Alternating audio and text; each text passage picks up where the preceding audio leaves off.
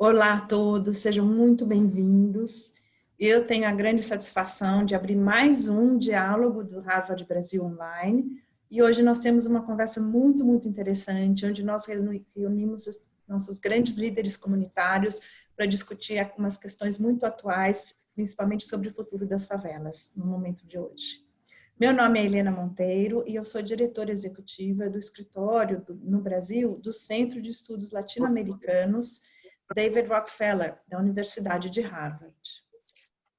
Eu tenho hoje a honra de apresentar o professor Washington Fajardo, que vai ser o moderador desse diálogo. O Washington Fajardo é um arquiteto e urbanista pela FAO da UFRJ e se dedica ao desenvolvimento urbano por toda uma vida. Ele é ex-presidente do Instituto Rio Patrimônio da Humanidade, é membro do Conselho de Arquitetura e Urbanismo do Rio de Janeiro e é um constante estudioso da cidade. Em toda a sua carreira profissional, Washington Fajardo trabalhou com projetos vinculados às questões urbanas, habitacionais e também com os aspectos culturais, históricos e urbanos do patrimônio da cidade. É autor de projetos interessantes e relevantes de habitação social e desenho urbano e também de espaços culturais. Ele foi premiado, recebeu o Fellowship do Loeb de Harvard, e, no momento, ele é um pesquisador visitante do Centro de Estudos Latino-Americanos David Rockefeller, da Universidade de Harvard. Além disso, ele recebeu aí inúmeros prêmios e tem grandes feitos que não vale a pena a gente mencionar agora, porque vai tomar muito tempo. O formato de hoje vai ser uma conversa que vai ser moderada por Washington Fajardo com os nossos líderes comunitários. Vocês podem enviar a pergunta a qualquer momento por meio do botão Q&A, que fica na parte inferior da sua tela Zoom. Você manda suas perguntas ou comentários por escrito. Dentro do possível, nós vamos ler as perguntas e tentar responder algumas, não é? Eu vou passar, então, a palavra para Fajardo, que vai apresentar os palestrantes e dar início à nossa conversa. Fajardo.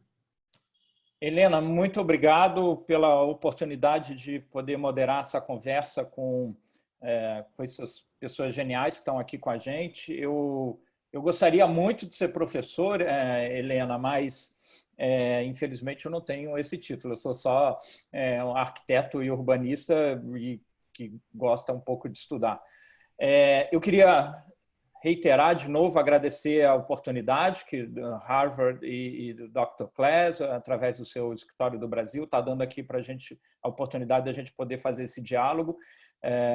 E nós temos aqui hoje, tenho certeza que a gente vai ter uma sessão extraordinária e, da mesma maneira, agradecer a todo mundo aqui presente que aceitou esse convite. Então, eu quero agradecer a Eliana Silva, diretora da Rede de Desenvolvimento da Maré, do Complexo da Maré, no Rio de Janeiro.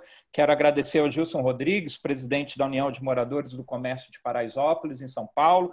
Quero agradecer muito ao amigo Preto Zezé, presidente global intergaláctico da CUFA, Central Única das Favelas, de Fortaleza, Ceará. Muito obrigado, Zezé. Agradecer muito ao Raul, fundador do coletivo Papo Reto, do Complexo do Alemão, no Rio de Janeiro. Agradecer muito a vocês por essa chance do diálogo e dizer para quem está ouvindo a gente que se você, por acaso, não conhece essas 4 pessoas que estão aqui, você precisa conhecer, porque senão é uma grande falha na sua educação, na sua capacidade intelectual e na sua compreensão da realidade brasileira.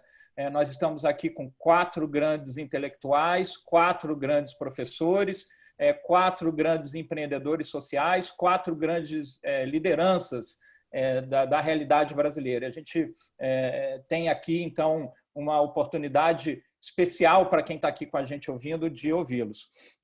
E o tempo vai ser o nosso grande desafio aqui hoje, como eu já tinha avisado vocês, e eu queria, então, começar pelo final, usando o tema do nosso painel, e começando pelo fim, que ao fim da conversa a gente, então, possa chegar no início, e, de uma certa maneira, a gente poder fechar uma roda de raciocínio.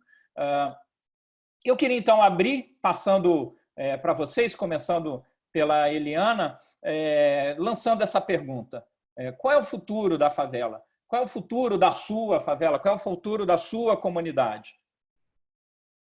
Bom, boa tarde. Eu queria agradecer muito essa possibilidade de estar aqui conversando com vocês, principalmente porque, enfim, Estou entre pessoas que eu sei que, enfim, são do mesmo campo que o meu, que estão na mesma luta que eu estou há muitos anos, né, desde que existo.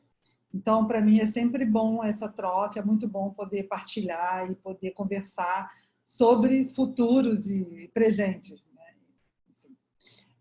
Enfim, essa coisa do que é o futuro, né? Acho que tem uma coisa colocada no momento por conta da pandemia. E após pandemia, como é que a gente vai viver? O que se movimentou nesse processo?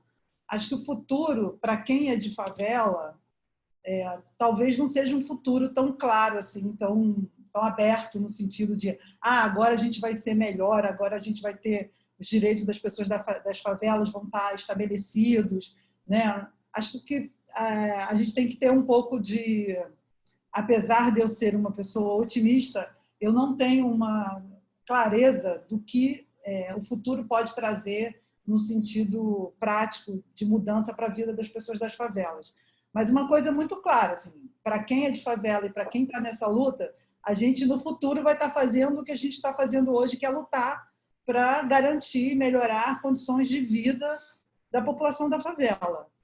E o futuro, assim, vivendo esse presente em que a gente tem que estar respondendo a questões que historicamente a gente, na verdade, já vem lutando, só que hoje a gente tem uma outra forma de olhar para isso, acho que a sociedade está olhando de uma forma diferente para isso.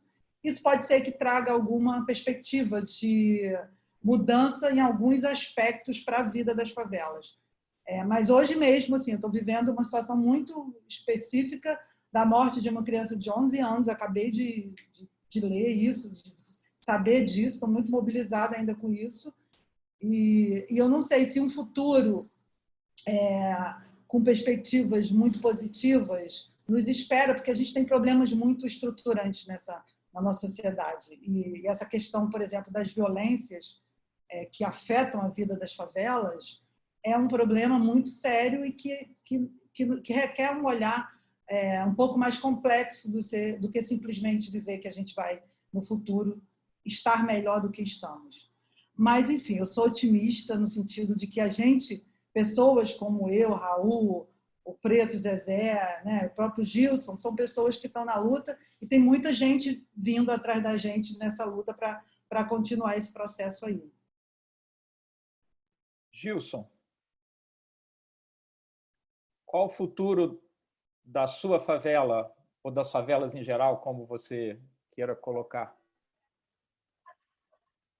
Acho que o futuro... Primeiro, eu quero agradecer a oportunidade de participar, ao professor Fajardo, Helena pelo convite, Eliana, da Rede da Maré, Preto Zezé, Arroz Santiago. Acho que poder discutir esse assunto aqui é, de alguma forma, já pensar na perspectiva de futuro para a minha favela e para as favelas do Brasil inteiro. Mas eu acredito que o futuro da favela ele começa a ser construído agora. Não existe um futuro ou um pós-pandemia de iniciativas que não estão em andamento neste momento. Eu acredito muito que a sociedade civil está tomando as rédeas, já tomou as rédeas do que diz respeito ao controle da pandemia, a ajudar as pessoas que mais precisam. E eu acredito que esse seja o grande legado, que é a solidariedade, é a união das pessoas, é criar soluções, é inovar, é fazer diferente e, de alguma forma, em alguns pontos, pressionar o governo, mas também fazer a sua parte, não contar só com o governo, porque o que nós temos visto na realidade é um bate-cabeça, é a população sendo tratada como cobaia e a sociedade civil organizada dando a direção, criando soluções e fazendo as coisas acontecerem. Então, eu acho que eu vejo um futuro para as favelas mais organizadas, mais conscientes do seu papel enquanto cidadão, e eu vejo que essas iniciativas que estão sendo feitas agora sendo replicadas de maneira escaladas e promovendo o desenvolvimento, promovendo a geração de trabalho, promovendo a geração de empregos e desenvolvimento na nossa região. Então, tudo que nós temos falado, tudo que nós temos visto falar sobre o novo normal, que as pessoas que parece que já está chegando, né? Mas a realidade é que o normal não é a gente ver diariamente mais de 1.000 pessoas morrendo. Isso não é normal. A gente ouve no jornal todos os dias que mais de 50.000 pessoas morreram no país e que a gente pode chegar a 100.000, pode chegar a 150.000 e que nós vamos ser o país com o maior número de casos positivos e o maior número de mortes. Isso não é normal e a sociedade não pode aceitar que isso seja normal de forma calada, né? Então nós temos que fazer a nossa parte, mas cobrar das autoridades que se criem políticas públicas, porque é este o futuro que nós estamos desenhando agora. Não me venham falar de um futuro que é aquele futuro da esperança. Nós não queremos mais esperar que mais pessoas morram. É importante que a gente faça a situação agora, porque talvez para alguns a morte dessas pessoas é mais um número, é uma coisa distante, às vezes até para a gente mesmo que estamos trabalhando, parece uma coisa distante. Mas quando a gente vê Eliana falar que ela está impactada com relação a uma criança que acaba de morrer ali do lado dela, e aqui quando morre alguém, quando a gente está tão próximo, é como se fosse alguém da nossa família, é como se fosse um parente. Então, a cada morte que se tem, é parente de alguém, é filho de alguém, é mãe de alguém, e a gente não pode aceitar que esse futuro para as favelas não seja construído agora como alternativas para que não morram mais pessoas. É inadmissível que a gente aceite isso todos os dias e fique calado. São milhares de pessoas morrendo por dia.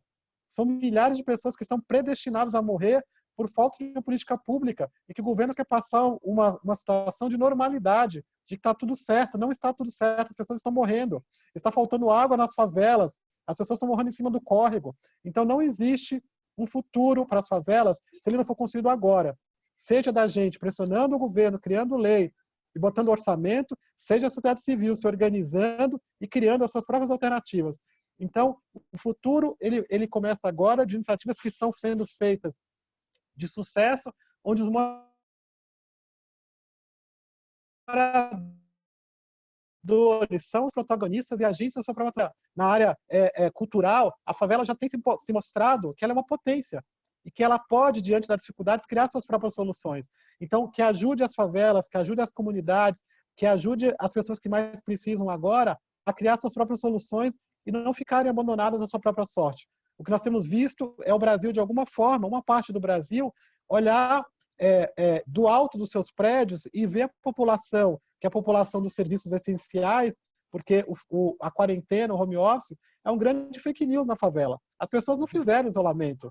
É mentira que elas fizeram. Então é fácil mostrar na televisão os artistas, as pessoas bonitas, e falando, olha aqui em casa, fica em casa. As pessoas não ficaram em casa. As pessoas lotaram e lotam os ônibus diariamente, lotam os metrôs dessa cidade, se contaminam, voltam para casa, contaminam a família e a comunidade. Então são os negros e são os pobres que estão morrendo neste país de Covid-19 e nada tem sido feito para poder garantir que essa população seja salva. Nós tínhamos um movimento inicial que nós devemos, inclusive, pensar numa pesquisa para observar isso, onde no início da pandemia, quando a classe média alta estava sendo contaminada, nós tínhamos mais ações de combate à prevenção. Agora que é o povo das comunidades que estão morrendo, parece que houve a cura.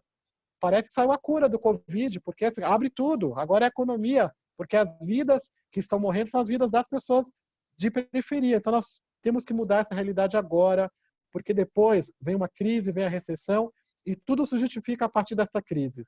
Então não vai poder investir em saneamento básico, em urbanização, em melhorias, porque tem uma crise, tem uma recessão e não tem dinheiro. É mentira. O país, por mais que seja um país com dificuldades, é um país rico, que tem suas condições de criar estruturas para poder salvar a população que mais precisa. É inadmissível que um país que é rico em água, faltar água nas comunidades, e a comunidade não poder sobreviver. Então, nós não queremos viver um Alphaville e um Alfavela. Somos uma nação, temos que nos unir e criar soluções agora. Não existe futuro sem o agora.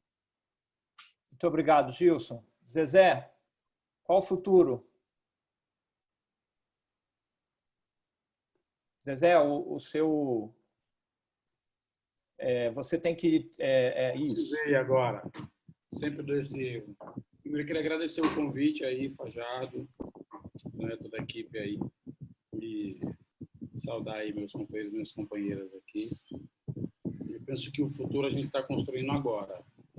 A vida na favela sempre foi de construir o amanhã hoje, de organizar o dinheiro que se tem para hoje.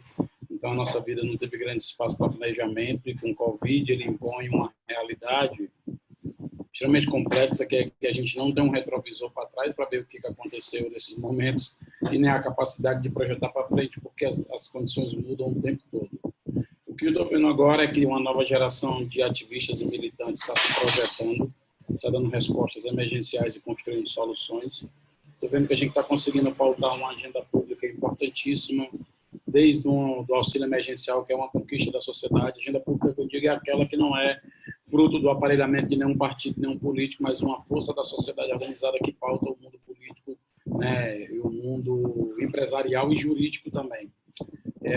A gente está vendo aí que o ativismo, inclusive citados na peça jurídica do ministro Fachin do STF, aí o Raul, o Renê, a Buba, e a luta de muitos ativistas nas favelas do Rio contra a entrada desastrosa, né, e homicida das polícias pelo STF, né, inclusive tendo uma defesa pública no STF, sustentação oral.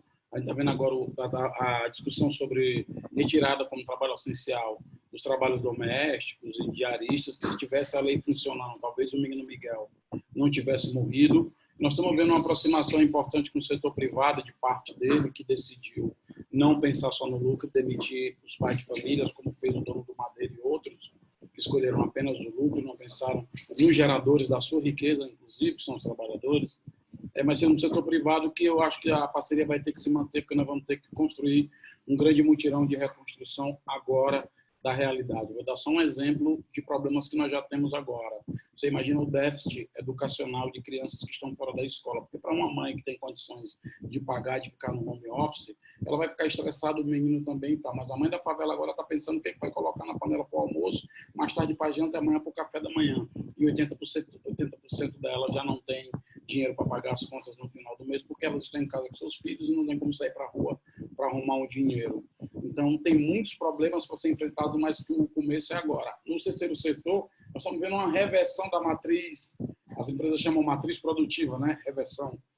A gente está vendo a reversão da matriz de atuação também. Eu acho que o terceiro setor vai ter que aprender agora a desenrolar, a fazer receita, a produzir empreendimentos que agreguem recursos financeiros, que construam estruturas autônomas, até porque nós passamos por uma fase aí de criminalização fortíssima por parte dos governos. E agora nós estamos vendo a importância que nós temos nesse momento. Nós estamos fazendo mobilizações, as mais várias aqui da Eliana, Raul, Gilson, fazendo mobilizações nesse território, onde muitas vezes não tem um tostão do poder público e às vezes tem só a gente se virando no meio de uma guerra contra o inimigo invisível. Então, eu penso que o futuro, para mim, eu estou olhando com esse olhar, a tragédia, a desgraça, na verdade, já é cotidiana. Estou perguntando como é que as pessoas vão para a rua e tal, porque a pulsação de morte, as violências já vividas, as violações já sofridas cotidianamente, o estado de desigualdade que não é de agora, ele criou também uma ambiência para a gente também enfrentar de maneira diferenciada e ver os problemas de maneira diferenciada dentro da favela. Então, acho que isso também vai servir para a gente fortalecer e pensar novas estratégias e parcerias para enfrentar os momentos vindouros que já acontecem agora. Obrigado, Zezé. Raul, voz é sua. Boa tarde, pessoal. Muito bom estar aqui hoje com vocês discutindo coisas tão importantes, né, quanto mais o futuro da favela. Eu acho que quando a gente fala de favela, né, periferia, favela em geral, eu vejo o Brasil como uma grande favela, como uma grande periferia com pequenos centros ali de privilégios, né, com pequenos espaços, bolhas de fato, que são as minorias diante do nosso significado de quem somos nesse Brasil. Né?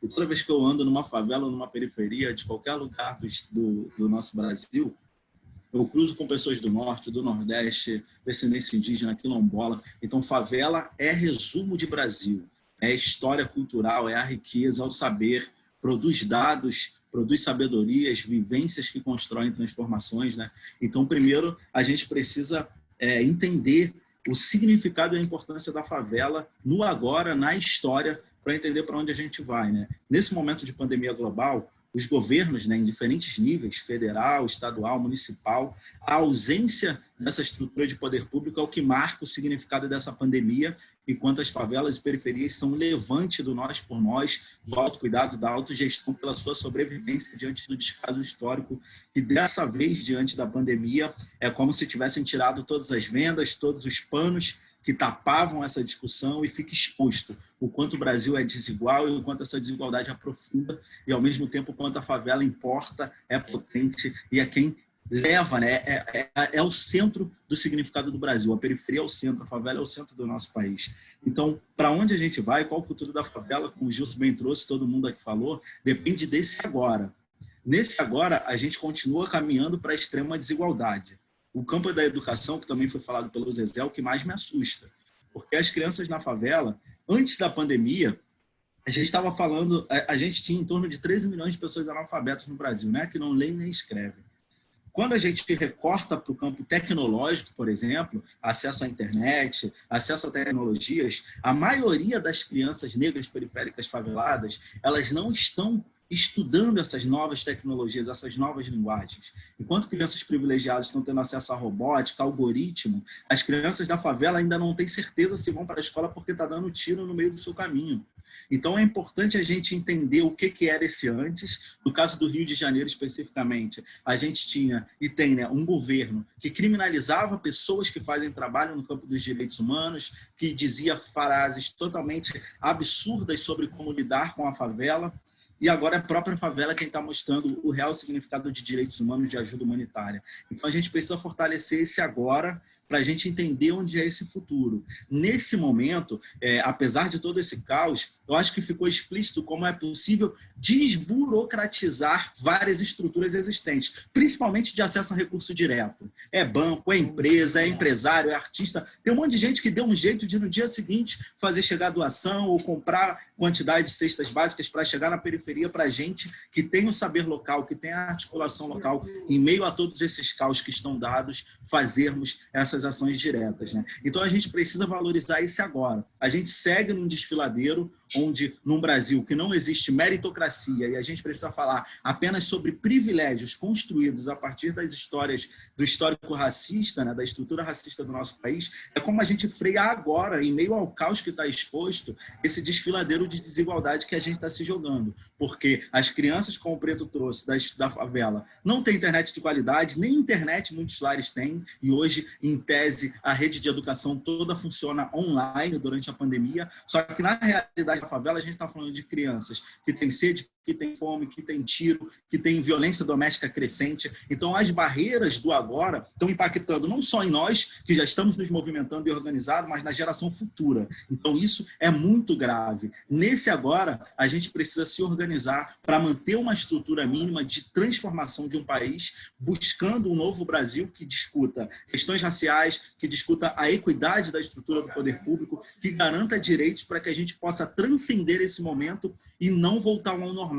Então, quando a gente pergunta qual o futuro da favela, eu não quero, como muitas pessoas têm dito durante a pandemia, que a pandemia acabe para voltarmos ao normal. Porque para nós da favela, a gente não quer voltar ao normal. O normal já era desigual e violento e a pandemia acentuou esse processo e expôs como literalmente a estrutura nos coloca isolados para nos organizarmos, nos virarmos ou morrermos, né, diante desse abandono como um todo. Então, eu não quero voltar para esse normal. Eu quero um futuro de favela viva, de favela com direitos, de favela sendo a importância que ela é, que é a de construir esse Brasil, que é a de levar essa estrutura, de ser o centro da funcionalidade desse todo. Então, a gente precisa se organizar nesse momento, onde foi exposta a gravidade do nosso Brasil e também estamos vendo a potência e o significado do que é a favela e periferia e juntar isso com outra parte importante da nossa realidade, que é discutir clima, meio ambiente e as potências de Brasil, como o Gilson trouxe. Somos um Brasil rico em água, somos um país de território fértil, que você joga uma semente no chão,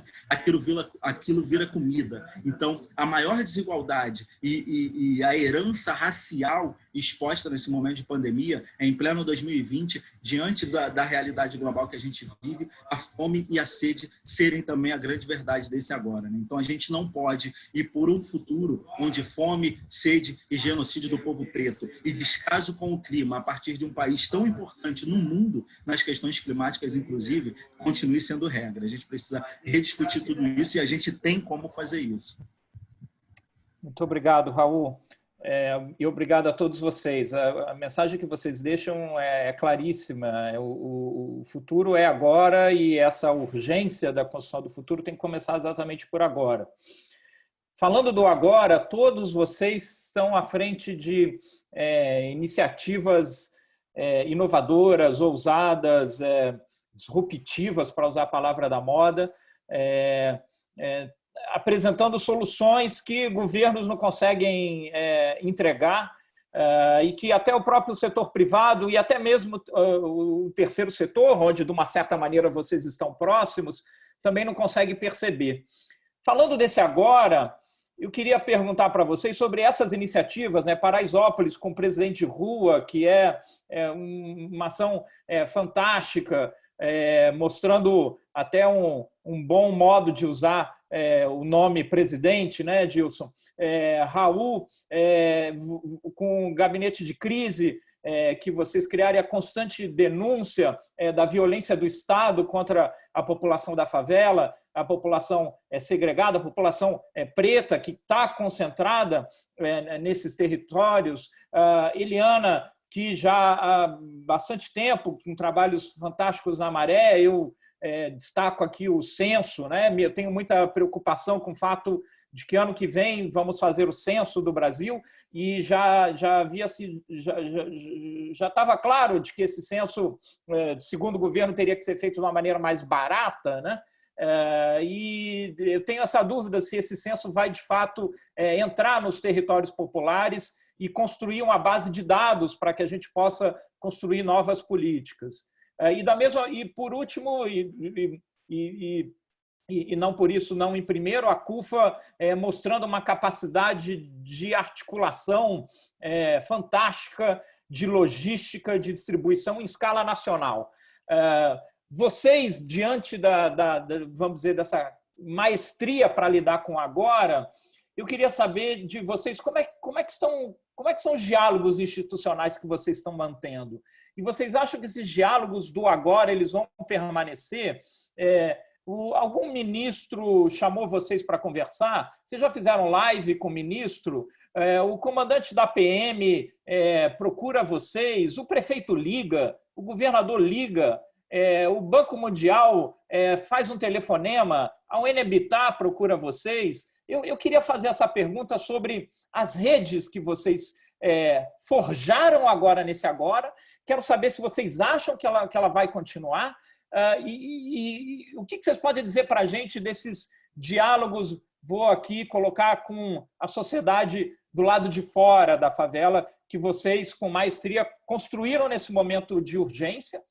Mas eu queria saber se vocês acham que isso permanece e como é que é a qualidade desse diálogo. Rodando aqui inversamente, começando pelo Raul, por favor.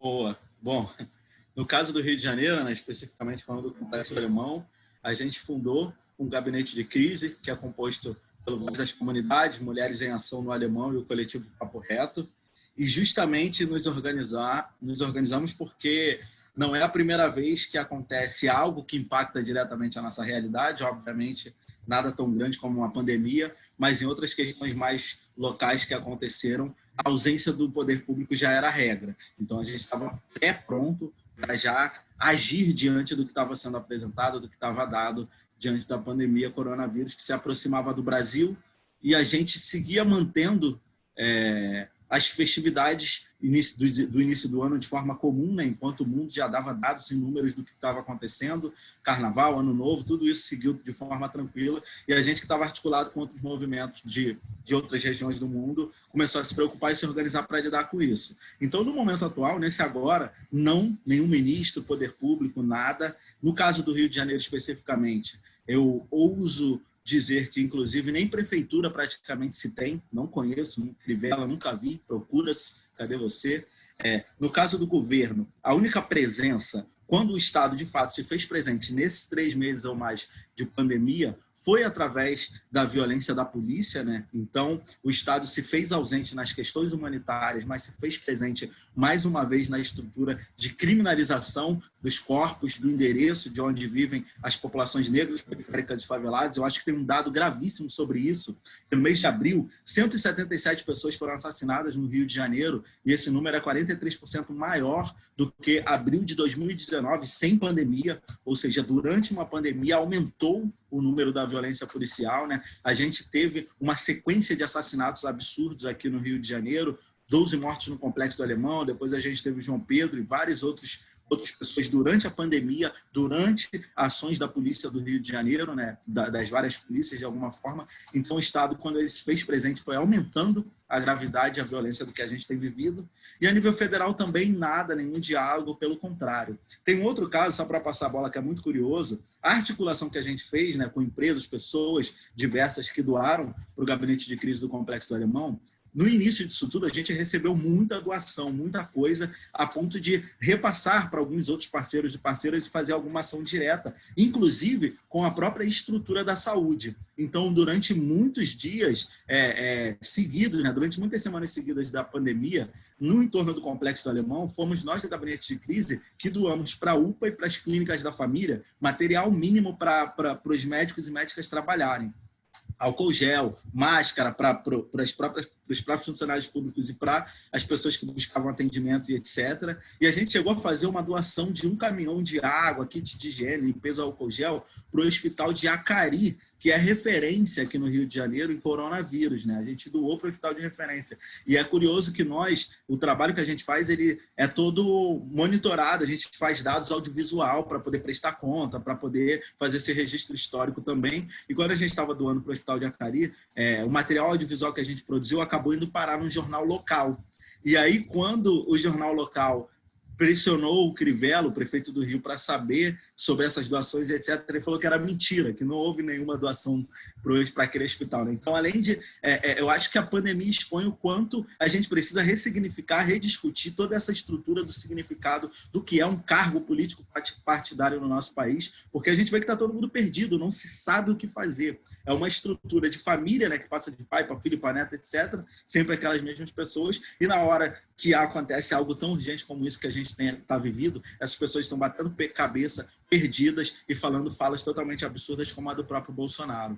E vale marcar, Washington, que a gente, né, todas essas pessoas que estão aqui, diferentes regiões do Brasil, a gente não só entrega a cesta básica, kit de higiene, limpeza, a gente também faz um trabalho de comunicação profundo, de explicar para as pessoas da favela a gravidade do que está acontecendo. Só que, além do Estado não dialogar, o poder da segurança pública, nenhuma dessas estruturas de poder público entrar em contato conosco visando ajudar, a ausência, ou quando falam sobre o que a gente tem feito, atrapalha muito mais do que ajuda. Porque quando um presidente, por exemplo, o Bolsonaro, chama o coronavírus de gripezinha, quando faz uma fala totalmente não cuidadosa sobre os empregos das pessoas, incitando o retorno de abrir, da cidade voltar a funcionar, sem avaliar a gravidade do que está acontecendo, essas falas, elas impactam no nosso trabalho na favela e na periferia. Porque no dia seguinte, quando a gente entrega uma cesta básica, um kit de higiene, e troca uma ideia com o morador, com a moradora, sobre o significado do que é isolamento social, do porquê é importante tentarmos, diante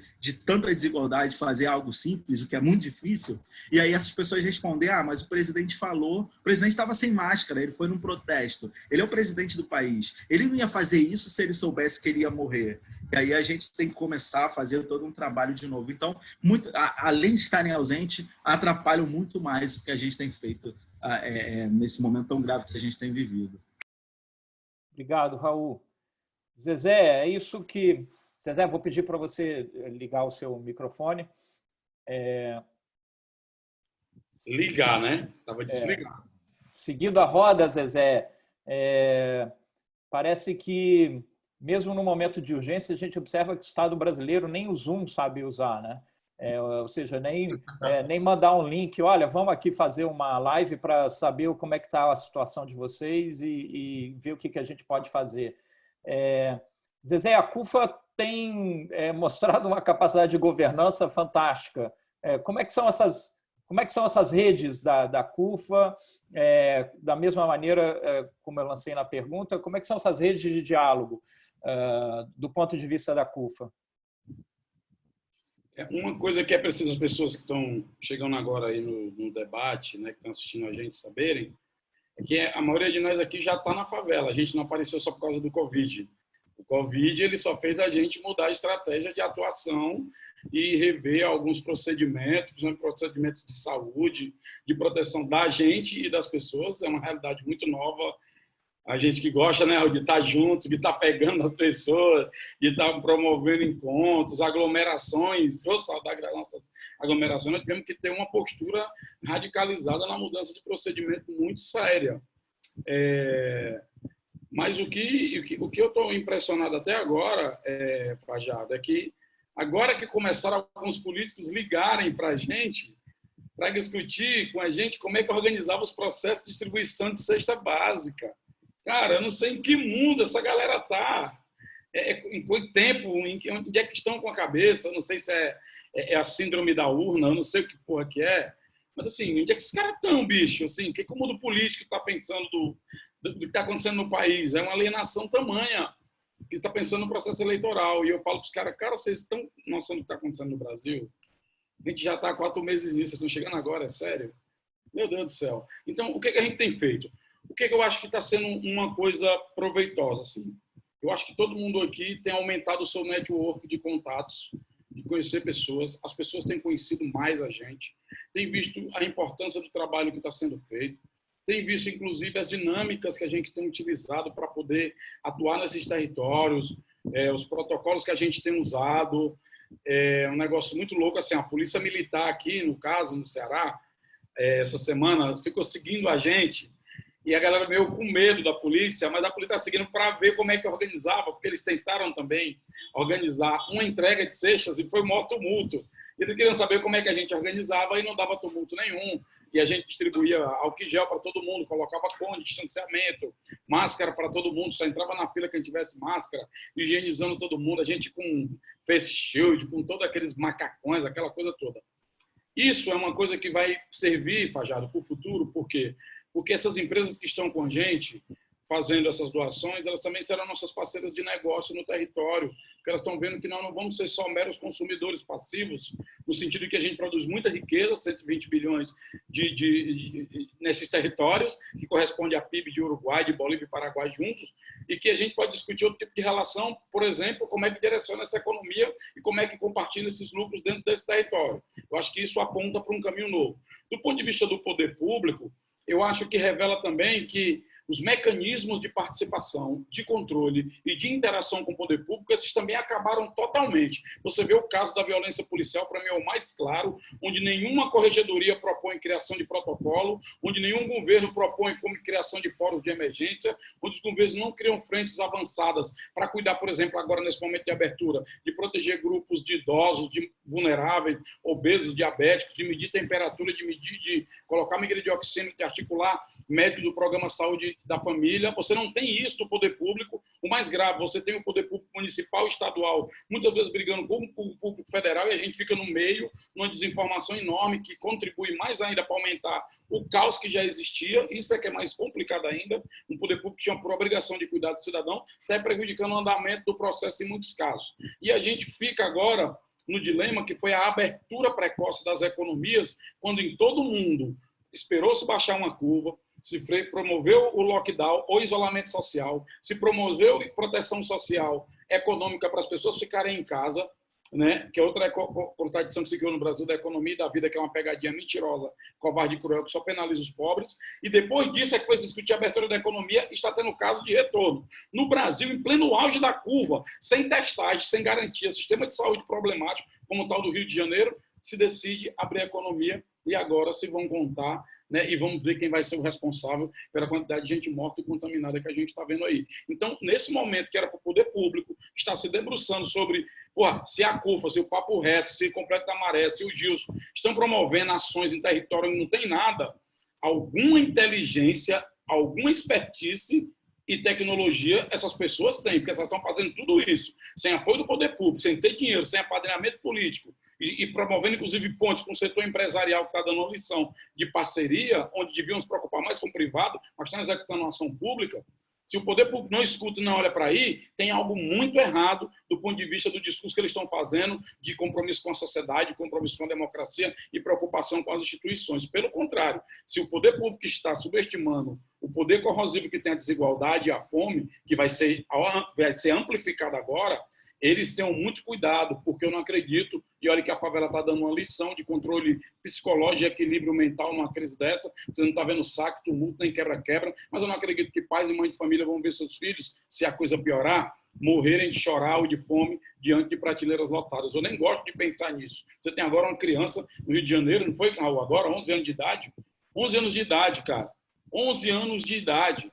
Eu não gosto de tumulto, mas, pelo amor de Deus, as coisas só estão andando porque lá nos Estados Unidos tocaram fogo e quebraram tudo. Porque sou mais essas manifestações nossas, pacíficas, botando camisa, que a polícia nos acompanha, às vezes vai até o cemitério e no outro dia a gente chora de novo, as coisas não estão dando certo. Eu espero que não tenha que chegar nesse nível e que a gente possa promover um diálogo horizontal e de agenda pública de interesse da maioria da população.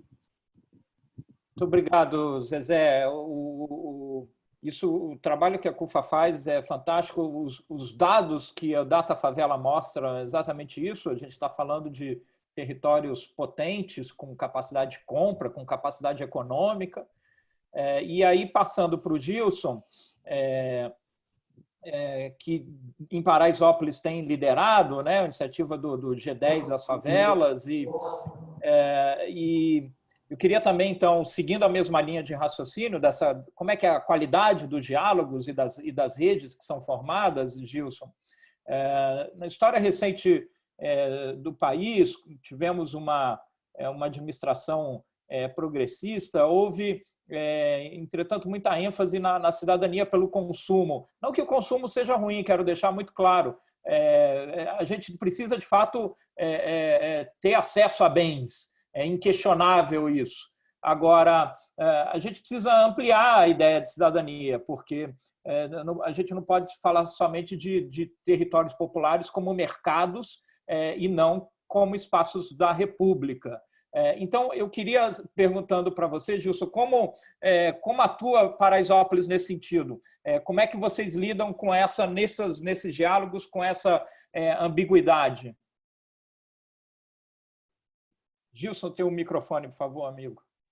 Nós, aqui de Paraisópolis, e nós da rede do G10, das favelas, nós sempre procuramos posicionar as favelas como potência de articulação, de transformação, geradora de empregos, nunca como coitadinhos imaginais, como é o que sempre vive na cabeça das pessoas. Eu sempre digo que, por mais que Paraisópolis está crescendo, está se desenvolvendo, muitas pessoas passam na Giovanni Gronco, na Avenida Morumbi, ao invés de elas olharem coisas boas, elas olham para baixo e veem a favela.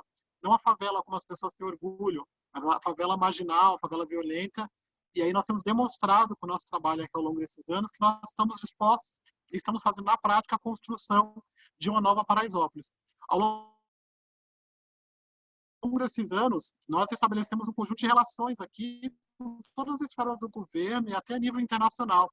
Então, eu acredito que nosso diálogo, ele ampliou-se, mas nós já temos um diálogo muito grande com a sociedade no geral, até por conta de estar na região do Morumbi, em que nós temos aqui um conjunto seja de autoridades, está próximo do Palácio do Governo, nós temos personalidades morando aqui na região, então a gente sempre, quando acontece alguma coisa no Brasil, no mundo, a gente é convidado.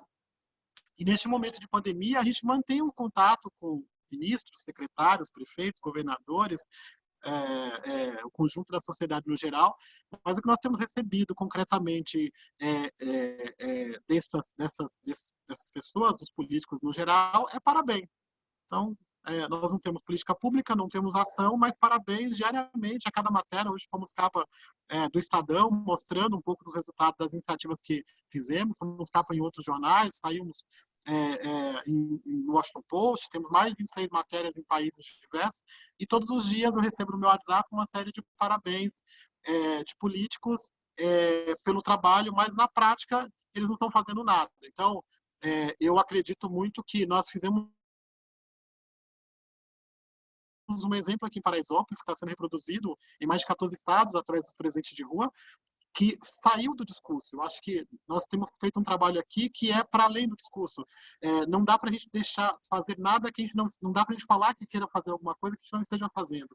Então é sempre mirar no exemplo. Durante 34 dias ali no início de março, nós criamos 12 iniciativas que minimizaram o efeito da pandemia em Paraisópolis e nas favelas. O Instituto Polis acabou de divulgar uma pesquisa falando sobre o número de mortalidade em Paraisópolis e o número de mortalidade em outros locais da cidade, que a gestão é melhor. Então, essa é uma realidade que foi para a prática e que concretamente não teve apoio do poder público. Foi a mobilização da iniciativa privada, principalmente de pessoas físicas que ajudaram. A gente ampliou, muito, muito legal, mas já tínhamos esse relacionamento com o prefeito, com o governador, com os ministérios. Quer dizer, essa relação ela já acontecia, só que na prática elas são apenas discursos de parabéns e mensagens bonitas que não se consolidam em política pública efetiva. E, por vezes, esse parabéns ou esse elogio quer de alguma forma, dar um cala-boca ou dizer que está próximo, mas na prática que não está acontecendo nada. Então, quando eu falo, dialogando um pouco com o que o Raul falou, que o nosso normal aqui em Paraisópolis e nas favelas, quer dizer, pessoas morarem em cima do córrego, faltar água, o SAMU não vir, e isso são coisas que acontecem sempre.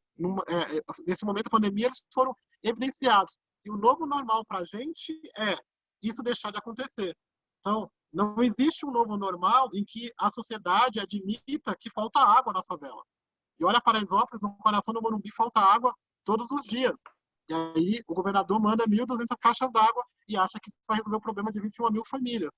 Então, é inadmissível que no novo normal o SAMU não entre nas favelas. Porque nós tivemos, nesses últimos três meses, nós vamos fazer 100 dias amanhã da operação que nós iniciamos a pandemia, a operação de controle à pandemia, nós tivemos quase 4.000 chamados das ambulâncias, diversos, não foram só Covid, não. Mas imagina que um socorro rápido salva vidas e que esse SAMU deixaria de atender 4.000 famílias aqui em Paraisópolis. Então, eu acho que a sociedade, e eu posso falar isso porque eu não sou partidário, não estou filiado em nenhum partido, não sou candidato, é um ano de eleição, está faltando um pouco mais de indignação da sociedade.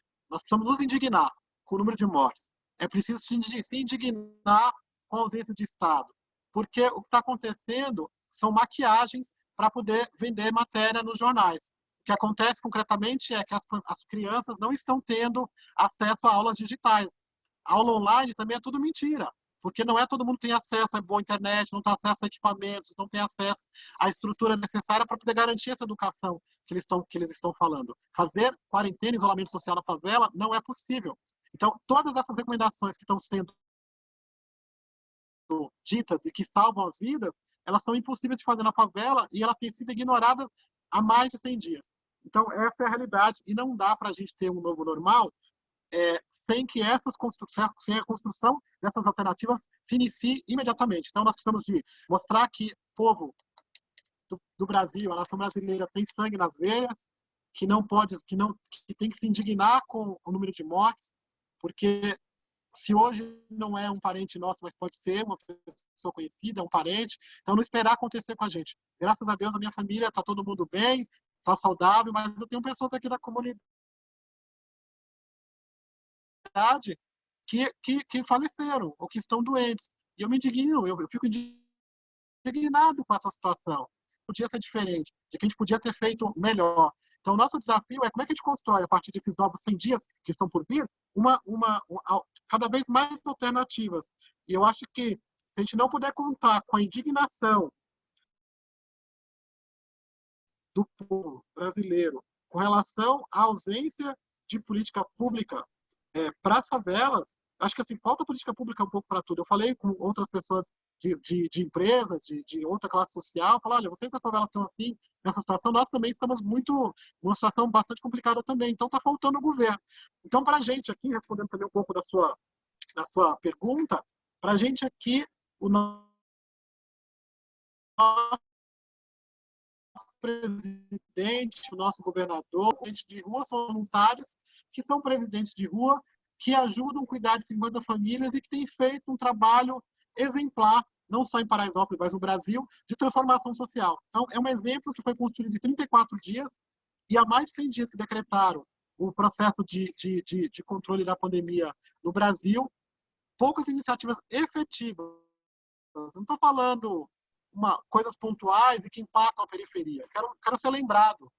Eu quero que as pessoas usem a palavra favela. Eu não quero que ignorem o fato de existir quase 14 milhões de brasileiros morando em favela e esses estão morrendo e sequer eles serem citados. Eu não quero ser um número. Eu sou uma realidade aqui e que está precisando de ajuda neste momento. Se eu sair aqui agora para mostrar para vocês, eu espero ter uma oportunidade de fazer isso, tem uma fila enorme de pessoas aqui, de centenas de pessoas na fila para pegar marmita todos os dias. E temos distribuído 10.000 marmitas diariamente. E está acabando há 3 dias, eu distribuiu 10.000 marmitas e ainda tem gente na fila. Então, o impacto sobre a questão do coronavírus não é só sobre a questão da saúde, é sobre a questão da economia, é sobre a geração de emprego, é sobre como a sociedade vai agir durante, para que a gente não possa viver uma situação como essa novamente. O Brasil está se mostrando uma potência no que diz respeito à organização social de mobilização para ajudar as pessoas, mas com relação a gente despreparado, com falta de gestão, política pública efetiva, e a gente está achando que está tudo bem. Então, eu estou aqui e quero dar esse tom de indignação, porque, de fato, como eu estou me sentindo neste momento de quem está aqui todos os dias e que está vendo a realidade para além dos discursos. Porque eu vejo todos os dias as coletivas de imprensa e só são as coletivas de imprensa para dar notícia ruim. Não dão soluções, não fazem propostas, fazem a população de cobaia. Então, nós precisamos que a população, que as nossas lideranças, que as organizações sociais, que o Brasil se indigne e que essa indignação crie um movimento de transformação para que a gente pressione os vereadores, os deputados, os governadores e o presidente a fazer o que precisa ser feito. A realidade é que nós estamos no seguinte, sem destino. Né? Nós estamos vagando por aí, sem saber exatamente como vai acontecer, mas a realidade que está mostrando é aumento do número de casos de Covid, aumento do número de mortes, e só as pessoas daqui que estão morrendo. Eu não quero que mais ninguém morra, então estamos com uma coisa. Gilson, muito obrigado. O seu Wi-Fi talvez esteja falhando, eu não sei se a última parte aqui faltou aqui para mim, o seu último comentário talvez. Mas é muito importante o que você está dizendo, essa indignação é necessária e oxalá os presidentes de rua possam chegar em Brasília, né, Gilson? Porque essa é uma lógica que a gente precisa reinventar, de fato, o Estado brasileiro a partir de uma capacidade de, no mínimo, ter uma empatia. Eu me pergunto se essa apatia, essa falta de indignação, não seria também uma expressão muito velada de preconceito de classe e até de racismo, se isso não teria aí outras raízes que a gente precisa falar sobre elas, e vamos falar sobre elas daqui a pouco. Passando para a Eliana, e novamente agradecendo o tempo de vocês, pela presença de vocês aqui. Eu sei que cada segundo de vocês é precioso, como o Gilson deixou muito claro. Eliana, como é a rede da Maré? A rede da Maré faz um trabalho já há bastante tempo fantástico e com articulação com a sociedade. Nesse momento do agora, como é que estão esses diálogos? Bom, eu vou tentar não me repetir aqui, né? Porque 3 pessoas já falaram antes de mim. Eu acho que o ponto crucial dessa questão está justamente numa constatação de que o Estado, né, brasileiro não entrou da maneira que deveria entrar desde que a pandemia começou aqui no Brasil. Né? Não entrou nem nas questões, digamos, mais estratégicas como país, né, para reverter esse quadro, para criar alternativas, para ser criativo dentro daquilo que a gente poderia ser para diminuir algum impacto, né, principalmente para algumas populações, que são justamente as populações de favelas e periferia. Mas, assim, do nosso ponto de vista, a gente criou uma estratégia de enfrentamento que tem a ver com a história e a maneira e a missão de como a gente trabalha historicamente nesse conjunto de 16 favelas no Rio de Janeiro. Eu fui presidente da Associação de Moradores na década de 80, em uma das favelas Nova Holanda, e desde lá a gente... eu falo desse momento porque a Rede da Amarela é muito resultado desse processo de luta assim, comunitária, que tem a ver com isso que Paraisópolis vem fazendo. Né? Eu me lembro que a gente tinha 33 representantes, a gente chamava de presidente de rua, que justamente assim, foram determinantes para o que acabou acontecendo ali na década de 80, de acessar água encanada, acessar creche, acessar lutas muito básicas, direitos muito básicos. Às vezes eu tenho a sensação, nesse momento, de estar revivendo esse momento da década de 80, em que a gente se deparou com questões muito básicas, muito ainda assim, que no imaginário de algumas pessoas, algumas dessas coisas, alguns desses direitos, eles já estavam vencidos. E aí a gente optou por uma estratégia que teve, assim, talvez, assim, dialoga muito com o que todo mundo falou aqui, que é se direcionar por uma estratégia de conseguir dar conta de uma questão que é a fome. Nesse momento, a fome aparece de uma forma muito expressiva, e isso é indignante mesmo. A questão da população de rua, a população usuária de álcool, né, que faz uso abusivo de álcool e outras drogas, que vive, uma parte delas na rua, aparece de uma maneira muito significativa para a gente. Eu estou falando das questões que estão relacionadas ali à vida da Maré, as questões relacionadas a projetos, por exemplo, em que as mulheres têm um protagonismo e nesse momento elas ficam sem alternativas de renda, a própria questão de como cumprir esses protocolos que não dizem nada para a gente que mora em favela, que não apontam, na verdade, não dialogam com uma realidade que tem a ver com falta de acesso material e direitos básicos estabelecidos. Tudo isso, né, que a gente teve que lidar e criar alternativas tem a ver com uma questão que nos espanta, mas que também é parte já desse processo histórico que as favelas vivem, que é assim: o Estado ele não entra devidamente, nem reconhecendo devidamente as pessoas numa mesma cidade com os mesmos direitos. A gente não tem essa noção, né, de como cidadã de uma cidade, que por morar num bairro que é pobre, por morar num bairro que não tem acesso aos mesmos serviços públicos que o restante da cidade tem, acaba, enfim, sendo prejudicado naquilo que é mais cruel, naquilo que é mais básico num momento como esse. Que, por exemplo, a questão do saneamento básico, que eu estou trazendo isso até porque alguém colocou aí no chat a questão do saneamento básico, acabou de aprovar, né, o marco legal do saneamento básico. Aonde não tem saneamento básico na cidade do Rio de Janeiro? Nas favelas.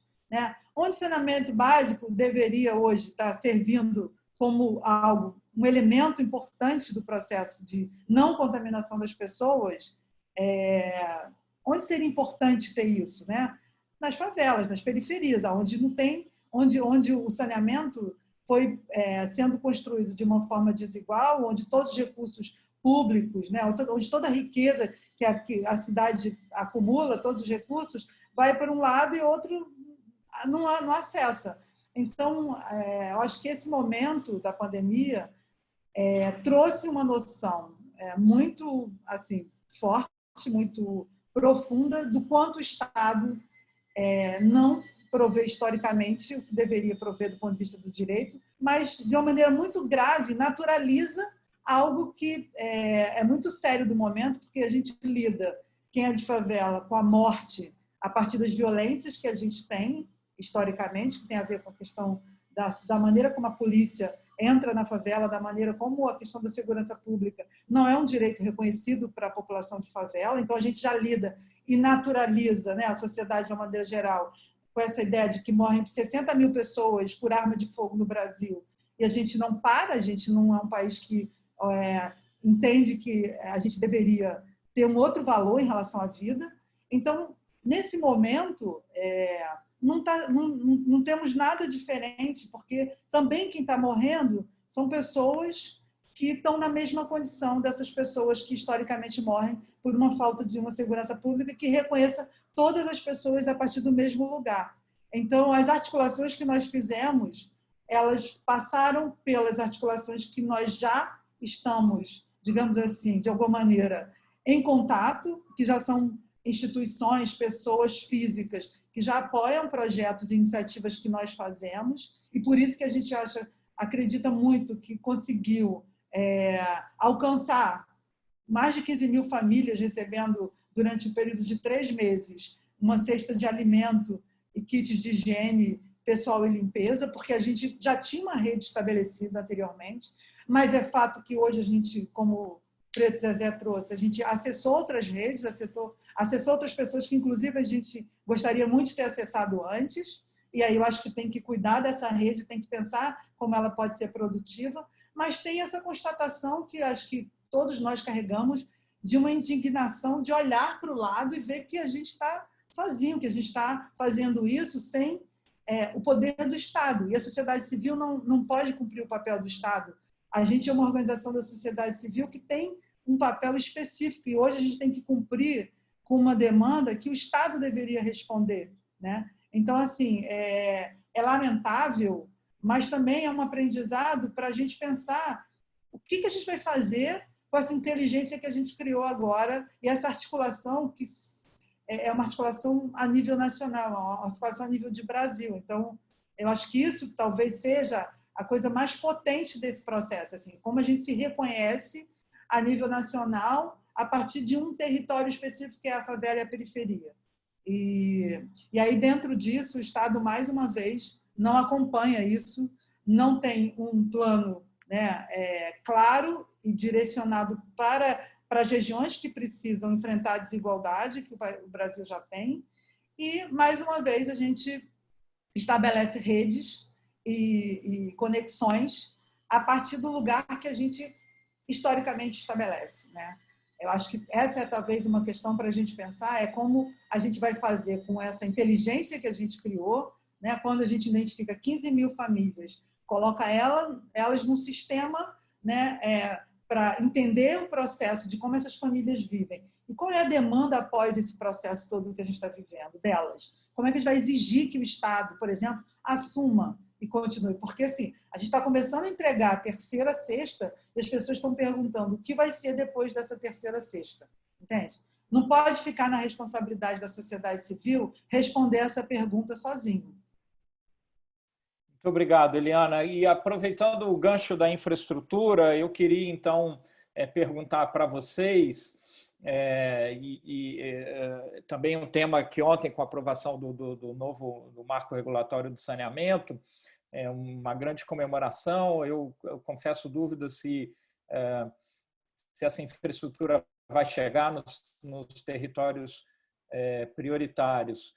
E quando a gente fala da experiência de urbanização de favelas, a América Latina ela tem um acúmulo de mais de 40 anos de expertise técnica e social nesse tipo de metodologia. E especialmente no caso do Brasil. O Brasil foi formulador de visões avançadas do ponto de vista urbano. A gente tem um arcabouço jurídico de planejamento urbano, o Estatuto das Cidades, tivemos o Ministério das Cidades, fizemos investimentos. Entretanto, essa realidade não tem, me parece que não tem mudado como deveria mudar. A mobilidade social ainda é estagnada de uma maneira geral no Brasil, em comparação com outras nações em desenvolvimento, mas especialmente nos territórios populares se acirra a condição de segregação e a condição até de consolidação de guetos raciais. A partir desse esforço e desses poucos resultados, o que você, eu pergunto para vocês, vocês acreditam que tem uma visão racial impregnada no modo do brasileiro pensar o seu planejamento urbano? Favela é solução, de fato, como se dizia nos anos 70, e que orientou uma metodologia específica? O que a gente precisa fazer para integrar mais? Falta uma política habitacional? O que a gente pode fazer para que a favela passe a ser desnecessária, ou que ela deixe, pelo menos, de não ser imposta a uma grande parcela da população? A gente tem visto os resultados extremamente positivos das cotas para estudantes. O que falta mais para a gente avançar, olhando para trás e vendo esse esforço coletivo, mas com poucos resultados? Começando pela Eliana, por favor.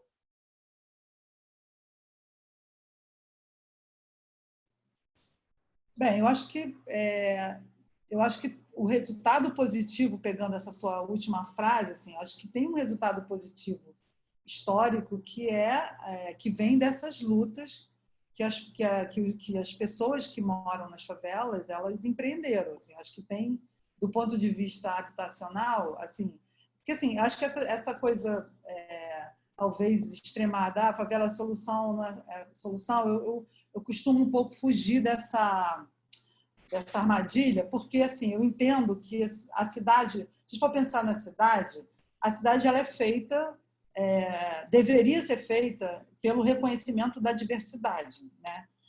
A diversidade não significa desigualdade. Eu acho que o que a gente tem, quando a gente reconhece na favela aquilo que não é o ideal da cidade, né, do que as pessoas têm como ideal para a cidade, é porque a gente vê ali, o que a gente, na verdade, constata ali é a falta de serviços públicos, né, de limpeza, de saneamento básico, artístico e cultural, de acesso, né, a equipamentos de arte e cultura, a educação, a saúde. A gente não vê ali nessas regiões, se a gente botar de uma maneira muito simples uma imagem, olhando para a cidade, o que as pessoas olham para a favela e o que tem na favela que faz com que as pessoas achem que ali é um problema, né? O que eu vejo, na verdade, como uma pessoa que cresceu na favela, é que a favela, para mim, não é um problema, entende? Eu me socializei a partir da favela e me sinto privilegiada pelas experiências que eu tive historicamente por ter vivido na favela, sabe? Então, assim, agora, eu reconheço que o grande problema é que a sociedade olha para a favela a partir de uma perspectiva, de uma representação que desconsidera algo que é um elemento básico e estruturante do nosso processo de vida como país, que é a questão do racismo, que é a questão da desigualdade. Então, ter um olhar, como você falou aqui, uma visão racial, existe uma visão racial, existe sim, porque como é dito, né, por muitas pessoas que estudam as relações raciais, o racismo é uma coisa que estrutura o nosso pensamento, estrutura a nossa vida, a nossa maneira de ser. Então, assim, se a gente não olhar para a cidade, olhando a partir dessa perspectiva, e da perspectiva de que a desigualdade é algo que vai sendo gerado por uma visão de como a cidade deve ser, de como as pessoas devem viver na cidade, se a gente não reconhecer isso, a gente vai achar que o problema está lá nas pessoas que estão vivendo na favela. E não que as pessoas vivem naquelas condições em que as políticas públicas não estão estabelecidas, em que as pessoas não acessam os direitos e a cidade, né, não tem uma mobilidade na cidade, um acesso de direito à cidade, porque falta esse reconhecimento de quem deveria dar esse reconhecimento. Então, acho que é uma questão, essa questão da favela ser problema ou solução, para mim, é posicionar de onde a gente está olhando isso, né? De como a gente quer, de fato, pensar nas soluções mais do que simplesmente na constatação de que na favela a gente tem uma situação em que, de fato, as pessoas elas não são reconhecidas plenamente no direito delas. E eu posso dar exemplos muito claros. A gente lutou, por exemplo, na Maré, para ter escolas de ensino fundamental para todas as crianças da Maré, que é 30% da população. Hoje a Maré tem lá 45 escolas de ensino fundamental dentro da Maré. Mas a gente lutou para ter o prédio. Mas, eu falo sempre, o direito à educação não se efetivou na Maré, para as crianças da Maré. Sabe por quê? Porque lá falta um outro direito que é negligenciado historicamente, que é o direito à segurança pública, no qual você pode ter, e as pessoas naturalizam que ali pode existir, grupos civis armados que, de alguma maneira, controlam aquele território, e a resposta que o Estado dá a isso é uma resposta bélica, de enfrentamento bélico, que coloca todas as pessoas que moram ali na favela como parte de redes ilícitas e criminosas. Quando você olha dessa maneira a favela, você tira, né, esse lugar de que ali moram pessoas, cidadãos, que deveriam, na verdade, ter do Estado a proteção e o direito, né, que, como qualquer pessoa de qualquer outro bairro da Zona Sul do Rio de Janeiro, por exemplo. Entende? Então, assim, eu acho que tem uma questão assim, anterior para essa questão do é um problema. Se houvesse um planejamento urbano, se a gente reconhecesse que todas as todos os lugares da cidade do Rio de Janeiro deveriam ter escola decente, que tem que ter saneamento básico decente, que tem que ter estruturas de clínicas da família, de saúde decentes. Se a gente olhar para a cidade, dizer, o que falta aqui? Falta praça, falta um monte de coisas, e a gente diz assim, o que a gente precisa fazer? A pergunta é, o que a gente precisa fazer para que os direitos se estabeleçam de uma maneira plena para qualquer pessoa, de qualquer parte da cidade? Né? Então, quando vai pensar num teatro, não pensa em botar na periferia, pensa em botar na Barra da Tijuca, que é a Zona Oeste, mas é a parte da Zona Oeste que tem renda melhor, as pessoas têm uma renda melhor. Então, assim, eu acho que é uma questão de perspectiva, é uma questão de prioridade e é uma questão de parar acho que a gente já está no século XXI e achar que as pessoas na favela elas têm uma condição menor, sabe, inferior a qualquer pessoa que mora em qualquer outro bairro, isso é um absurdo, é um pensamento que não pode acontecer, sabe? Então, eu acho que é mais uma questão de representação, de atitude e de vontade política, sabe? Para que essas mudanças se estabeleçam. Obrigado, Eliana. Eu vou bagunçar aqui a ordem de antes, queria passar para o Zezé. Faltam meia hora aqui para a gente... não é, Helena? Helena, me corrija, falta aqui meia hora para a gente acabar. A gente teria que acabar em 15 minutos, a 1h30. Vamos ver. Eu estava contando com 1h45. Eu queria começar a trazer algumas perguntas. Começando aqui por uma pergunta da professora Márcia Castro, que eu queria que o Zezé, por favor, respondesse. Pergunta a professora Márcia Castro: a pandemia comprometeu o trabalho dos times de saúde, da família e dos agentes comunitários de saúde. Vocês fizeram articulações com as unidades básicas de saúde para manter o trabalho dos agentes? Caso sim, quem promoveu os equipamentos de segurança para os agentes? Vocês tentaram apoio na prefeitura? Queria que o Zezé respondesse. Se depois mais alguém quiser comentar, também tem um microfone. Seu microfone, por favor, Zezé. Todas as ações que a gente vem desenvolvendo até hoje, não tem um tostão, uma ação, nada do poder público. Nós estamos há 4 meses de pandemia, infelizmente. A gente não tem. Semana passada eu tive uma reunião com o secretário da Casa Civil daqui, do governo do estado do Ceará. Vamos ter outra, inclusive. Vai ter uma reunião também com o governador do estado. A gente sugeriu algumas questões e algumas ações e ver como é que amplia em escala o que a gente está fazendo e torna permanente, porque, como a Helena estava falando, as pessoas estão perguntando, tudo bem, e agora quando é que vem a outra cesta básica? E não pode ser função do terceiro setor, até porque a gente, embora tenha uma capilaridade enorme, estou falando da culpa, mas independente disso, a gente não se compara ao tamanho que o Estado é e o Estado que arrecada receitas para executar as políticas públicas, a gente não pode abrir mão de que a gente tenha que executar uma tarefa que é por obrigação em função do Estado. Um tema aí que eu estava vendo também sobre essa questão da habitação, Fajardo, é que você teve um avanço no Minha Casa Minha Vida do ponto de vista da existência da moradia, mas ali não era bem um projeto de habitação, né, cara? Era um projeto de geração de emprego na construção civil. Porque um projeto de habitação ele é pensado em colocar você perto da infraestrutura, não afastar você do centro da cidade, das áreas de possibilidade de lazer. O que a gente viu não foi aquilo. É tanto que hoje você vai ver nos Minha Casa Minha Vida, as pessoas estão alugando Minha Casa Minha Vida para vir morar mais perto da cidade, ou está cheio de problemas de infraestrutura nesses lugares. Caracteriza uma espécie de racismo ambiental, já que o ambiente onde as pessoas precisam morar são ambientes distantes, sem infraestrutura, sem transporte público. As infraestruturas ao redor de saúde, de políticas públicas são precárias para caramba. E agora, com a questão do Covid, você está vendo que nesses lugares os índices de contágio são gigantes e a forma de se defender também são extremamente problemáticas. Eu nem estou falando de outros lugares, onde você tem milícia tomando esses lugares, onde você tem problema mais sério, mais complexo, né, que a realidade do Rio de Janeiro o pessoal pode falar melhor. Mas é preciso pensar, igual agora o marco regulatório do saneamento básico, é de novo um projeto feito com burocratas, internamente no mundo político, sem debate amplo, sem estudar experiências que já estão em andamento aqui e lá fora. Então, fica de novo a polarização, a rinha ideológica, a briga, né, a birra ideológica entre a privatização da água e os 700 bi para o saneamento.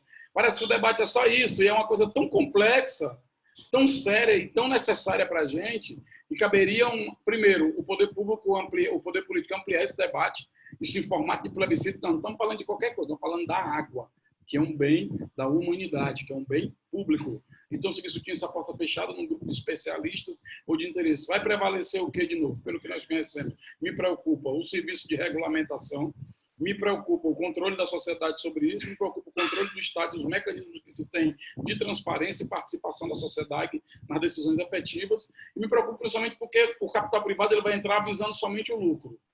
Então, ele não vai entrar lá se não tiver direitos, custos trabalhistas reduzidos, que tem a ver com o direito trabalhista da população. Ele não vai entrar se não tiver financiamentos pesadíssimos do BNDES e dos cofres públicos. Ele não vai entrar se não tiver perspectiva de render muito dinheiro. Ele não vai ficar satisfeito em ter. O foco dele não é uma taxa social para quem não pode pagar. Então, assim, tem muitas questões para serem discutidas, porque nem o Estado consegue ampliar a oferta, e nem o setor privado é essa isenção toda de honestidade, de integridade, de capacidade de entrega, já que a gente já viu o que o setor privado, as grandes empresas aprontaram no país. Então, há um debate aí muito mais profundo do que ser contra ou a favor do que ser privatização da água ou não privatização da água. Entendeu? Então, eu fico me preocupado no Brasil nesse debate rasteiro, desqualificado, que nós mergulhamos, onde tem que ser a favor, contra de algo, e que não pode mergulhar mais profundamente com o tempo sobre temas tão complexos como o marco regulatório do saneamento básico, por exemplo. Obrigado, Zezé. Eu queria passar uma pergunta para o Raul, da Ana Rosa Cavalcante, sobre como está a distribuição do auxílio emergencial na favela, e também querendo ouvir de você, Raul, um comentário sobre uma visão habitacional nova. Bom, a respeito do auxílio, né, ainda hoje tem gente na espera. O auxílio, na verdade, na estrutura como foi dado, não auxiliou tanto, né? Apenas se considerou a tecnologia, o online, o que já exclui por start uma grande maioria da nossa população. Porém, a própria população se organizou, né? No início do cadastramento, eu vi muito movimento de juventudes diversas, não só pessoas envolvidas no movimento social, mas uma pessoa da família ficando responsável por cadastrar centenas de outras da própria família, mobilização da juventude em geral por conta da tecnologia, mas ainda hoje muita gente que não conseguiu pegar, no início muita aglomeração na frente dos bancos, né, muita fila. Então, a forma como foi dado, em momento nenhum, teve o cuidado básico de criar uma estratégia de não aglomeração, de pensar a comunicação de forma cuidadosa com as pessoas. Então, no start, apesar de ser pensado como uma solução, a forma como o governo abraçou isso e redistribuiu ficou bem confuso e gerou muitas vezes problema.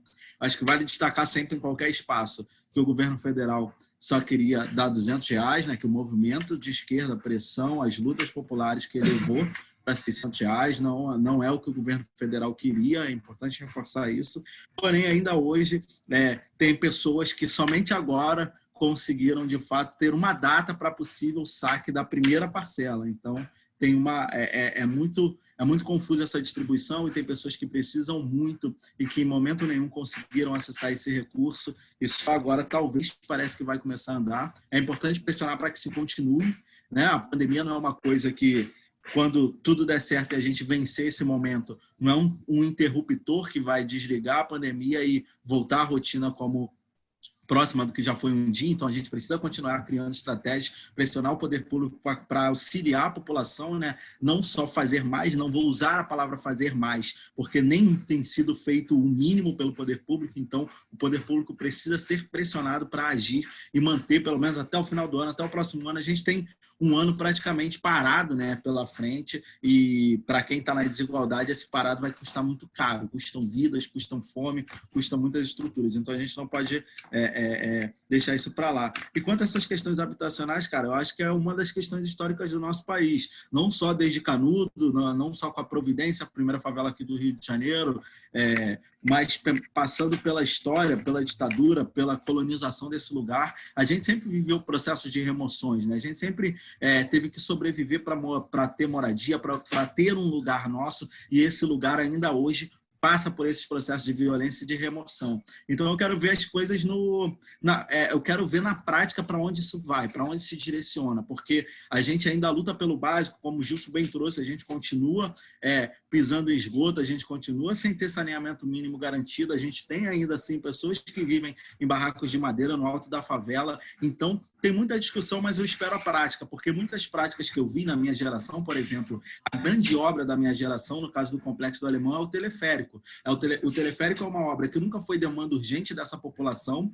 Hoje, faz 3 anos que está parado, e não só está parado, é uma estrutura que foi construída não envolvendo outras demandas urgentes. Então, a gente olhava para o céu e via o teleférico, mas quando olhava para baixo, continuava vendo esgoto a céu aberto, o sangue do nosso povo escorrendo diante da violência da polícia, e hoje essa estrutura está abandonada e militarizada, né? Todas as bases do teleférico são ocupadas pela polícia, são campos de treinamento do resquício de UPP, ou seja, nós, enquanto movimento social, enquanto projetos diversos, a gente nunca conseguiu ocupar aquele espaço das estações, e são espaços grandes, com bebedouro, com ar-condicionado. A gente nunca conseguiu acessar essas salas. Sempre que a gente tentava acessar, falava que era de secretaria A, na secretaria A falava que era da B para C, e nunca rolou, de fato, uma abertura para a população. E aqui tem muitos projetos que não têm a estrutura mínima, que fazem trabalhos importantíssimos, mas não têm estrutura mínima, então não tem um espaço, ensaiam nas ruas, nos becos, na casa de alguém, e esse espaço poderia ser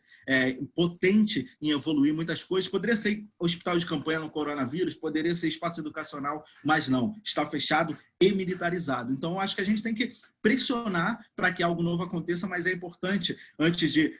quando eu penso habitação, eu acho que vale... Antes disso, entender o que existe dentro das favelas e periferias, quais são as demandas, quais são as dinâmicas, trazer a favela para dentro para propor, construir junto, para não virar um elefante branco como foi o teleférico, mas principalmente fazer um mapeamento urgente, como por exemplo no caso do Complexo do Alemão, de quais são os aparelhos públicos já existentes e sucateados, porque muitas vezes quando a gente pensa política pública no país, quando alguma coisa chega próximo de eleição, como bem levantou Zezé, isso é a política de fulano do partido e nunca uma política pública de fato. Isso é muito grave no nosso país. É a política de fulano e não é a política para a sociedade, para o povo. E é por isso que o teleférico fica abandonado, é por isso que a escola que funcionava, quando o político que fez sai, ela fica sucateada, porque não tem continuidade, não tem uma estrutura de continuidade. E isso é gravíssimo. Se a gente minimamente conseguisse garantir a estrutura de continuidade do que já existe, no Complexo do Alemão a gente teria um teleférico funcionando com várias estações espalhadas pela favela, que poderiam ser centros educacionais e culturais e estão fechados.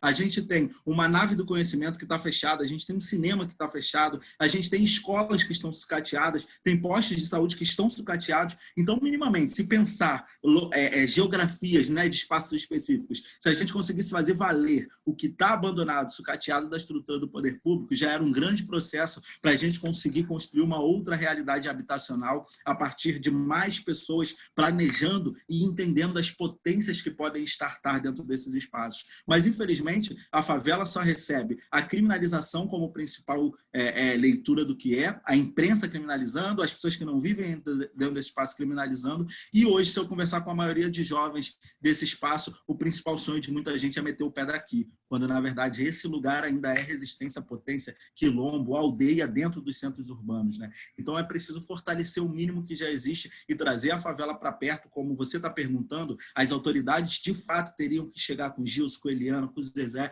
e falar como é que faz, o que precisa, o que tem que mudar, o que é a favela. Eu acho que quem pensa essas políticas públicas não tem noção mínima do que é esse lugar, do que são essas pessoas, dos saberes e potências dos 14 milhões de habitantes dessas regiões do Brasil, né? Então, é aproximar para diálogo com escuta ativa, com interesse de fato, e não para fazer número ou para fazer foto.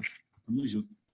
Fantástico, Raul. Obrigado. Eu quero passar uma última pergunta para o Gilson, que é do Alexandre Vilas, e também, dentro da pergunta, endereçar o tema de uma visão habitacional nova. Pergunta ao Alexandre como poderia ser vista uma possível parceria público-privada como um modo de fazer urbanização, e aí eu adicione também de melhorar a condição habitacional, do ponto de vista de melhorar a condição de moradia, que ela possa ser maior, mais ampliada, melhor ventilada, ou seja, a conquista também de uma moradia mais saudável. Gilson. Raul, primeiro, obrigado pela resposta. Assim, me senti muito representado pelo que você falou, é um sentimento comum aqui nosso. Eu acho que a questão das favelas e do racismo é uma questão estrutural, enraizada no Brasil, que continua sendo mantida até agora como política efetivamente de genocídio, e não é um genocídio como a gente tem ouvido falar, do genocídio que as pessoas não sabem muito. Eu até quero recomendar um livro, que é um livro do Abdias do Nascimento, que é o Genocídio do Negro no Brasil, que conta um pouco de onde é que começou isso, desde da sua origem, desde um processo de embranquecimento, de como os negros foram largados à sua própria sorte e continuam quando a gente vê uma situação dessa de pandemia, em que a maioria das pessoas que estão morando na favela estão passando dificuldades, então estão nos deixando a própria sorte para que a gente morra. E a gente, a cada problema desse, a gente se estrutura, se organiza e vem resistindo, e cada vez mais estamos nos somar nesse contexto. Até me fez lembrar, não sei quanto tempo a gente vai ter, eu queria muito, me fez lembrar uma poesia do Carlos Assunção, que eu queria ter a oportunidade de ler um trechinho, mas eu quero responder a pergunta com relação à urbanização, né? Paraisópolis vai fazer 100 anos no ano que vem. E nesse processo de construção, Paraisópolis é um bairro que é no coração do Morumbi, um dos bairros de índice de desenvolvimento comparável de bairros europeus. Então, Paraisópolis, por estar no coração do Morumbi, segundo o New York Times, é uma das favelas com metro quadrado mais caro do Brasil. Então, a gente é chique. E aí, nesse processo todo, houveram uma série de tentativas de remoção, de saída das pessoas, de urbanização disfarçada de remoção. E a gente, em Paraisópolis, conseguiu construir um plano de urbanização, que foi considerado o maior plano de urbanização, programa de urbanização do mundo, em que foram investidos mais de R$1 bilhão para transformar Paraisópolis num bairro. E por que isso conseguiu, começou a acontecer, foi parado também nessa perspectiva de que era uma política muito mais ligada a pessoas do que uma política de governo, né? Só conseguiu fazer isso porque efetivamente houve uma participação e um protagonismo da população. A gente decidiu até que lado ficava o banheiro, então era nos mínimos detalhes o processo de participação. Então, quando há participação, quando há envolvimento, é possível fazer programas de investimento, de urbanização para a população. Mas o que tem percebido no último período é que são programas que vêm numa caixinha, que é daquele jeito, daquele formato, daquele orçamento, e a comunidade não pode falar.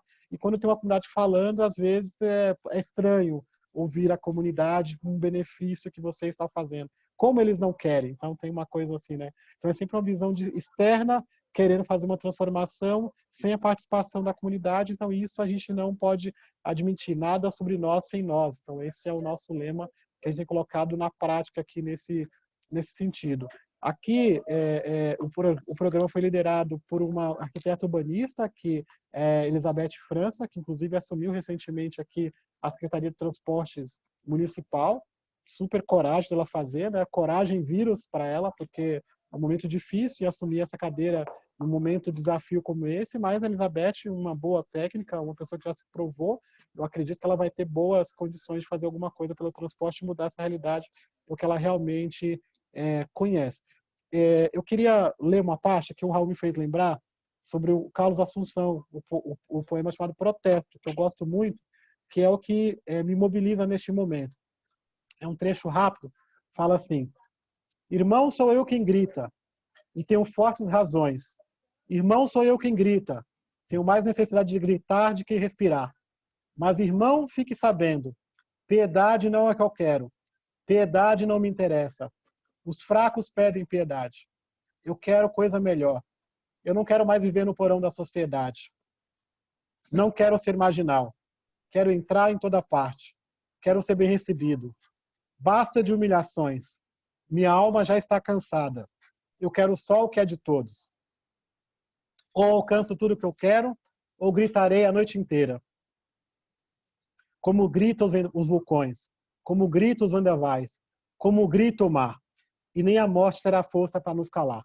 Então, que a gente possa, a partir dessa pandemia, de fato, construir um novo normal, que é um novo normal sem as condições que a gente estava vivendo antes. Com acesso à água, com acesso à moradia, com urbanização, sem viver de forma aglomerada, que a gente possa ter condições de sobreviver. E a gente só vai conseguir fazer isso se a gente fizer isso agora, nos unirmos agora, nos indignarmos agora. Não aceitar que milhares de pessoas morram todos os dias e a gente não pressione ou não faça as ações que são necessárias para que a gente possa transformar essa realidade. Eu não gostaria, daqui a pouco, nós temos que fazer novamente um novo chamado, uma nova reunião como essa, para dizer, olha só, o Brasil chegou a 100 mil mortes, a 150 mil mortes. O Brasil é o primeiro lugar, não em desenvolvimento, mas em número de mortes. Então, eu queria convocar todos que estão nos vendo, a todas as organizações, a todas as pessoas que estão nos assistindo, para que a gente se indigne, para que a gente crie movimentos, para que a gente faça alguma coisa agora, para que essa realidade mude, porque senão vão ser mais gritos. Vamos estar gritando, e nós já estamos gritando há muito tempo, e gritando a noite inteira. São gritos de morte, são gritos de dor, e as pessoas simplesmente ignoram, porque passaram há muitos anos a ignorar. E agora criaram um novo normal, que também é fake news, porque não tem novo normal aqui. A gente continua a trabalhar, a gente continua a morrer, a gente continua sem água, nós continuamos sem SAMU, e parece que está tudo normal, e agora vem um tal de um novo normal. Esse novo normal, para a gente, é criar soluções e alternativa para resolver os nossos problemas. Senão, é fake news. Muito obrigado, Gilson. Fantástico. Maravilhoso a gente poder terminar com uma poesia de protesto e com a convicção de que a gente precisa, de fato, todo mundo se indignar para poder mudar essa realidade. Eu queria passar a tarde inteira aqui com vocês, mas infelizmente não é possível. Eu queria muito agradecer novamente ao tempo de vocês, que eu sei que é precioso. Helena, estamos aqui com 4 grandes professores. Agradecer ao Zezé, agradecer ao Gilson, ao Raul, a Eliana, e agradecer a presença aqui das pessoas. Quero agradecer a Camila, Tiago, Breno aqui pelo todo o suporte para que essa sessão pudesse acontecer. Agradecer aos professores Bruno Carvalho e Márcia Castro pelo apoio e aproveitando também agradecendo ao Dr. Claes, ao escritório no Brasil de Harvard, pelo apoio também que me foi dado aqui como pesquisador visitante, e esperando que esse nosso painel aqui seja mais um degrau aí no compromisso de Harvard com as realidades urbanas brasileiras, especialmente com os territórios populares, especialmente com as favelas. E deixa então essa minha última mensagem. Muito obrigado, Helena, passando a palavra para você, e que a gente possa estreitar mais esses laços com uma realidade urbana que não é de carência, é de potência, mas que precisa ter um reconhecimento do Estado e que precisa, aí onde o papel da academia é exatamente fazer com que a gente possa ampliar o nosso conhecimento crítico e fazer com que essa nossa indignação transforme a realidade. Eu, então, também me despeço de todos, agradeço as perguntas, algumas não puderam ser endereçadas, e passo a palavra para a Helena. Muito obrigado.